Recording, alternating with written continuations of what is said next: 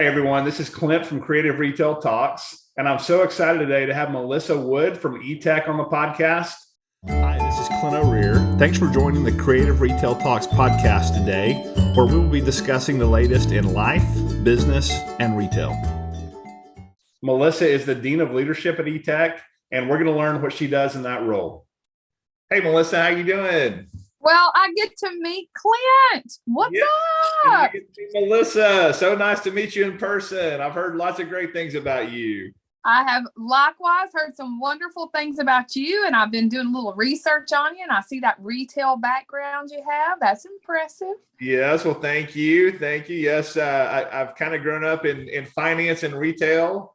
And really kind of started the podcast with the focus on retail and things that are happening in retail. And it's just kind of evolved into actually really more leadership discussion, which obviously, leadership is the foundation of everything, as you know, as well as anyone. And so we're actually looking right now at maybe even rebranding the podcast to be like Creative Leadership Talks or something like that. We're playing with a few iterations and, checking, doing all the traps on naming and everything. So, I've been hearing.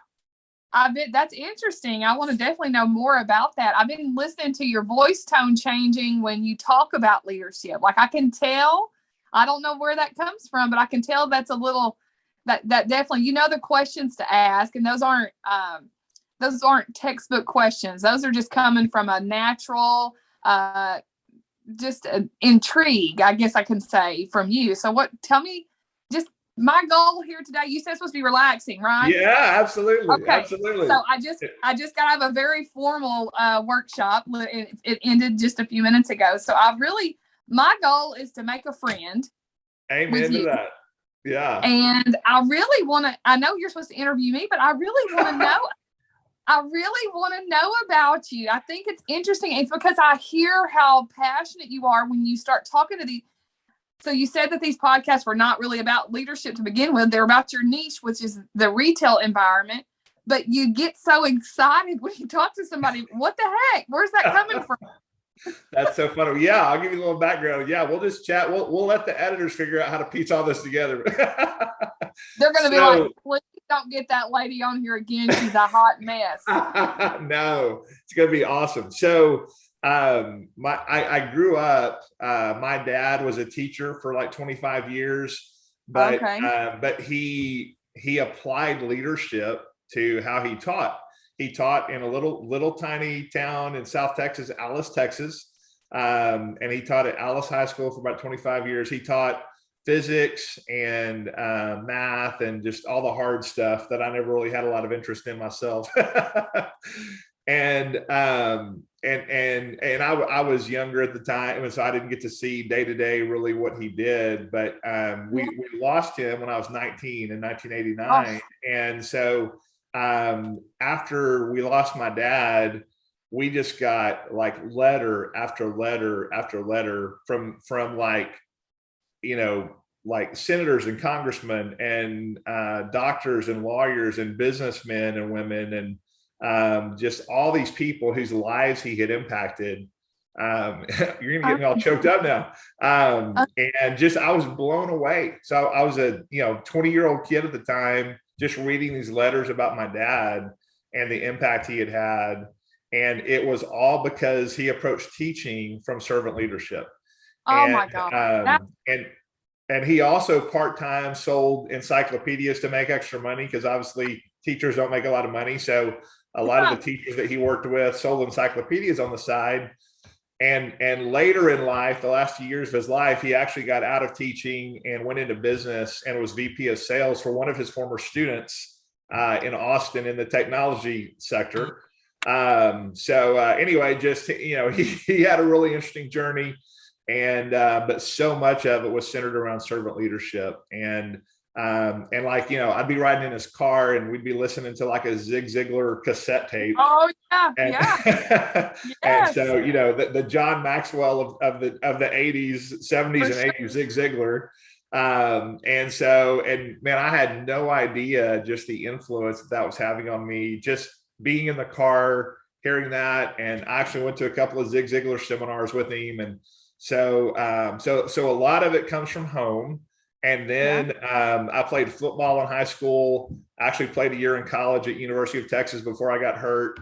And so the coaches I was around also really taught me leadership and servant leadership, and just, you know, how to never give up, and how to always be reaching for goals, and encouraging your team to reach the goals.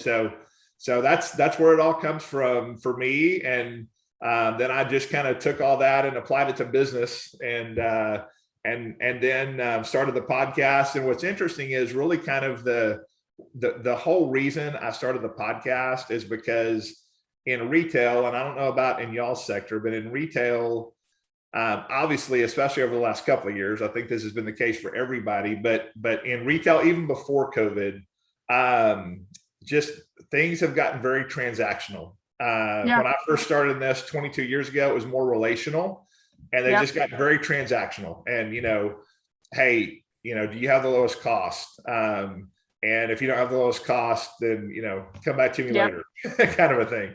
And so, but I have 22 years of relationships in the retail industry. And so I thought, you know what? I just kind of want to have a platform for people to tell their story, and for me to talk to them about their story and their journey and lessons learned, and things like that. So one of the guests that I had very early on my podcast about a year ago was Garry Ridge from WD-40. We may have sent you a link to that one. I can't remember, but so Garry is on the board of a company called Gorilla Glue, which is sold highly at retail. Obviously WD-40 is too. And so I connected with him on LinkedIn and just thought, you know what, I'm just going to see if by chance if he would be on my podcast. I had at that time recorded probably 4 episodes. So, I mean, I had no clue what I was doing, and still I'm learning. I still don't have a huge clue about what I'm doing, still learning, but he agreed to be on. And so I had a great conversation with him.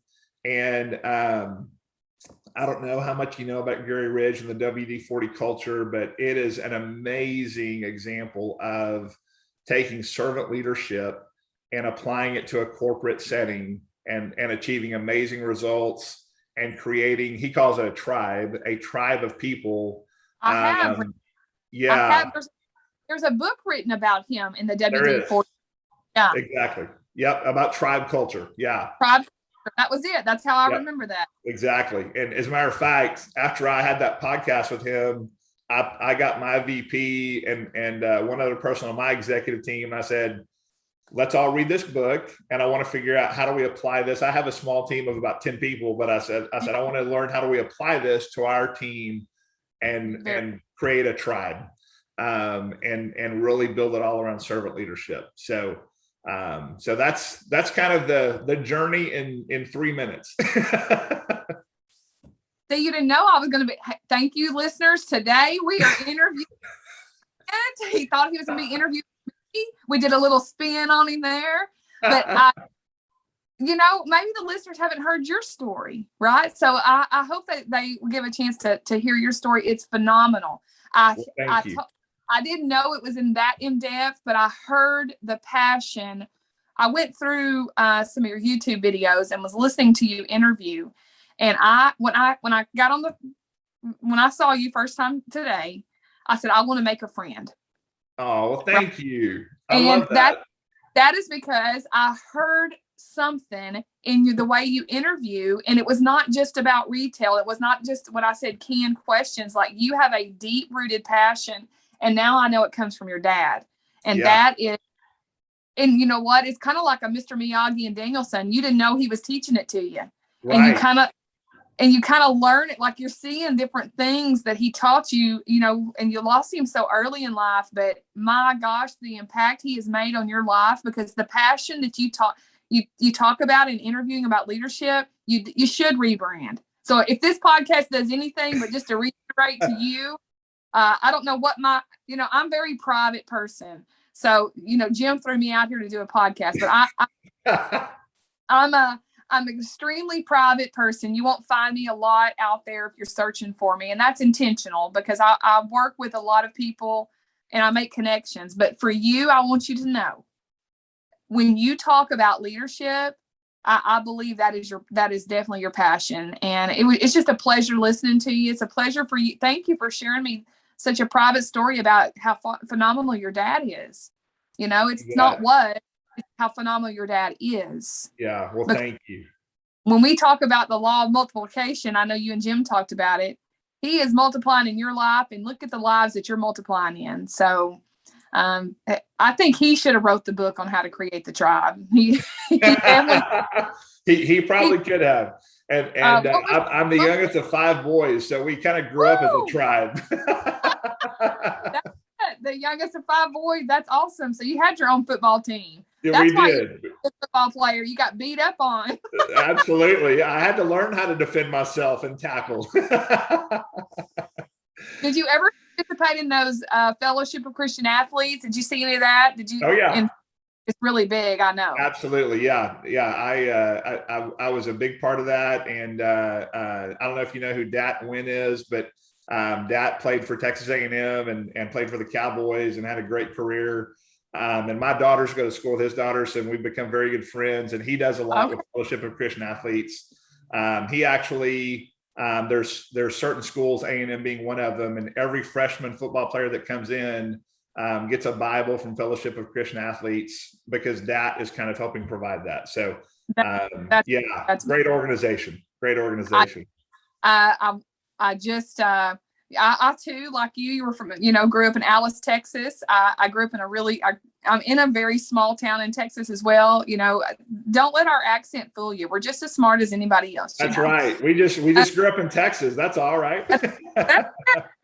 But I do from time to time get to go talk to the athletes, the football team. I haven't made the cheerleader zone but once or twice, but I have got to speak at a few graduations and talk to some of the athletes.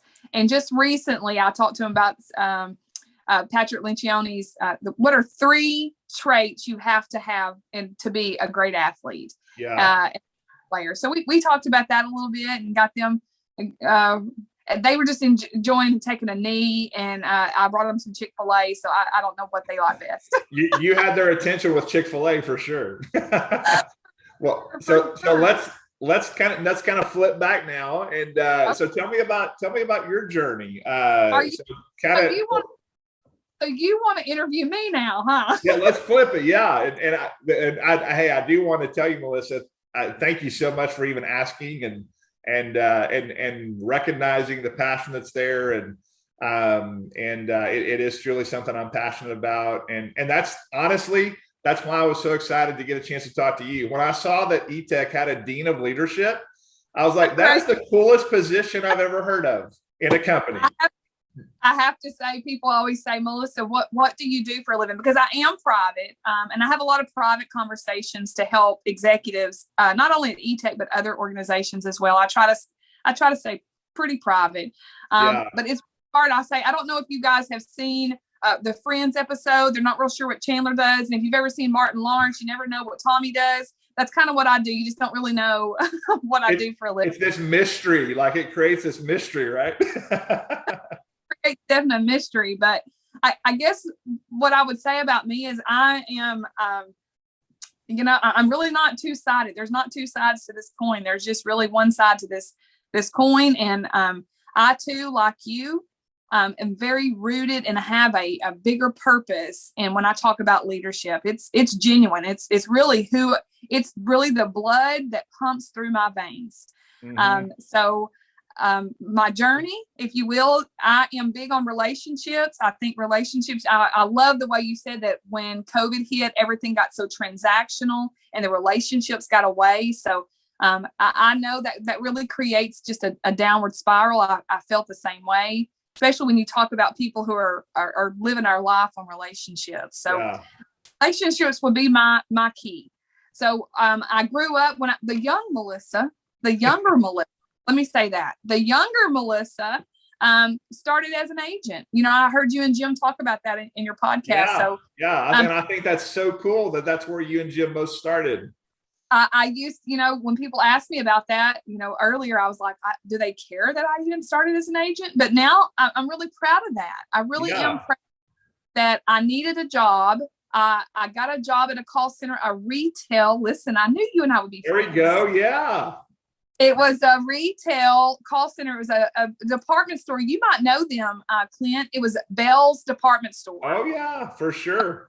Okay, so Bealls, they were two brothers. There's a family-owned retail company. I hear you talk about a lot of mom and pop shops. You know, so they spun off, and the brothers kind of spun off, and this one brother, he started acquiring other stores down in Houston area. There were these Palais Royal stores. Yep. Do you remember?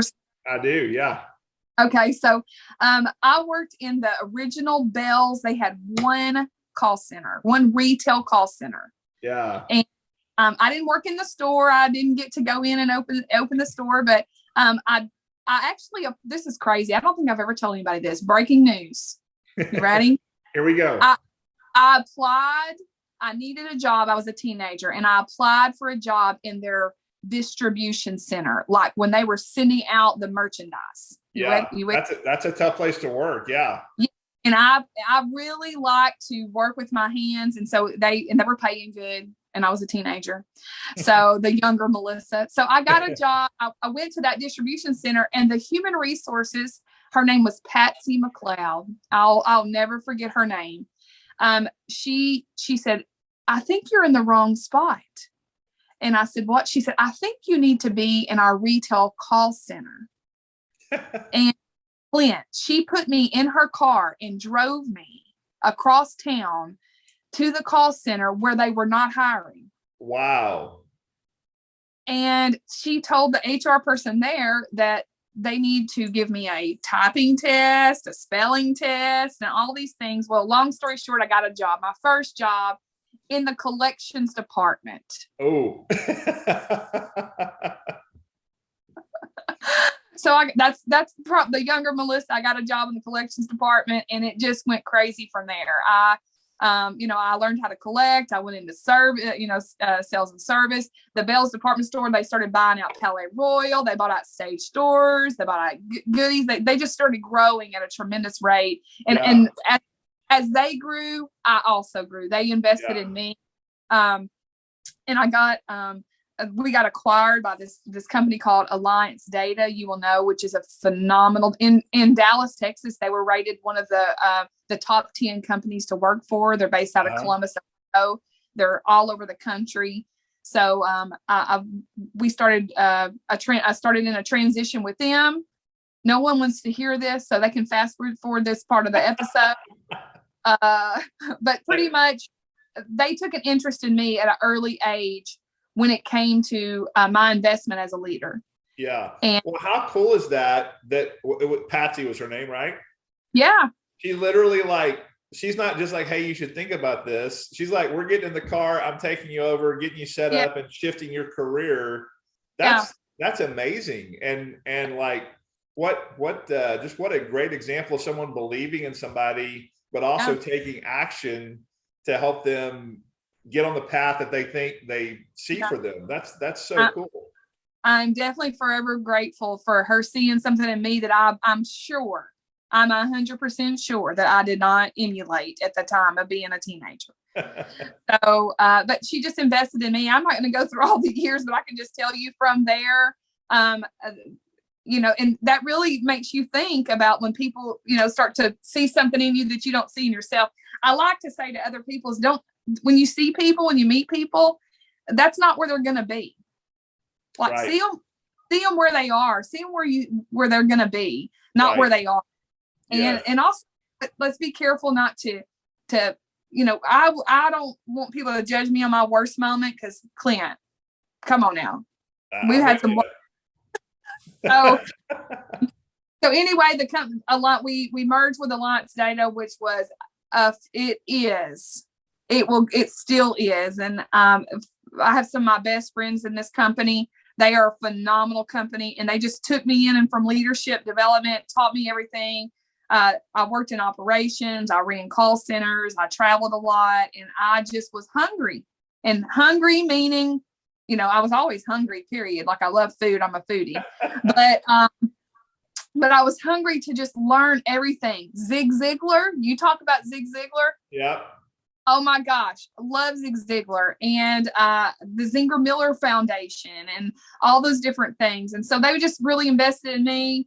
Fast forward, we had to do some transitioning at one of our call centers, and we invited Matt Rocco and his staff to come in and interview some of our talent. Uh-huh. And at that time, as I met Matt, I was going to do some transitioning, and we just started talking about his philosophy, his leadership philosophy. And they asked me if I was to come to this company called 𝗧𝗔𝗞𝗘𝗔𝗪𝗦.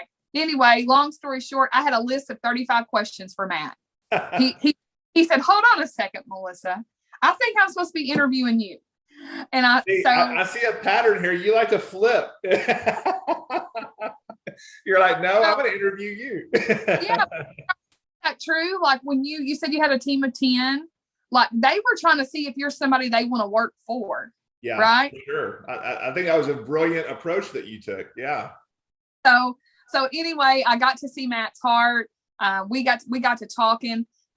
I heard you talk to Jim about this. Matt literally had on a sheet of paper some character commitments written down with a pen, just old school with a pen. Yeah. And he's like, he turned to me and he said, "I need help in making this come to life." And so that there, we created a friendship kind of similar to you. I heard the passion in his voice. I have the same passion for leadership. This is where God planted me to be. I have no doubt in my mind that this is the lane he wants me in, and this is where I'll be until he moves me, period. That's just the way it's going to be. So that's where we've been. I promised Matt at that moment that I would help him to create an atmosphere and a culture that we don't just put words on the wall and we don't just say we're one thing, but we are one thing. It's kind of like in a game. Like you can say you're one thing, but if the points don't go on the board, then you're not winning anything. Right. Yeah. So that's absolutely right. Trying to walk out. We're just trying to, my job here is very simple. I'm just trying to help this, our company walk out what we say we believe, period. Yeah. Well, and so few companies do that. And that's what I've been so impressed with as I've gotten to know you guys is just, you guys literally, you walk the talk. You don't just put the words on the wall. You literally live it and breathe it and walk it. And that's so impressive. Hey, when you're walking, you fall down too. Like we make some bad mistakes. Of course. Well, and so in that culture, I was telling you about the tribe culture that Garry does at WD-40. He has a saying. He's like, "We don't make mistakes at WD-40. We have learning moments." And I thought that was a very powerful concept too. That it can be a good, you did something good and it worked out great. What did we learn from it? Or we tripped and fell on our face. What did we learn from it? Either way, let's learn and move forward. So. Hey, John Maxwell, and I had it's one of my early trainings, but he has some training curriculum back in the day that he calls failing forward. Yes. And I love when he says, "Hey, when you fall down, pick something up. Don't be so quick."